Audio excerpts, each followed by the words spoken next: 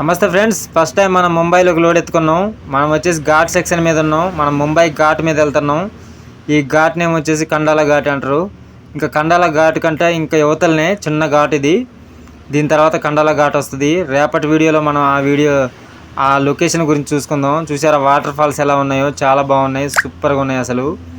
అసలు మస్తు ఉంది లొకేషన్, మాత్రం సూపర్ ఉంది. ఫస్ట్ టైం ఈ లొకేషన్లో వెళ్ళడం మనం. అసలు చూసుకోండి ఎంత బాగుందో వ్యూ. అసలు ఇలాంటి జర్నీలు అంటే మనకి చాలా ఇష్టం. అలాగే ఇలాంటి జర్నీలు చూడాలంటే ఒక్కసారి ప్రయత్నించండి, ఒకసారి రావడానికి ట్రై చేయండి. చూడండి ఎంత బాగుందో లొకేషను.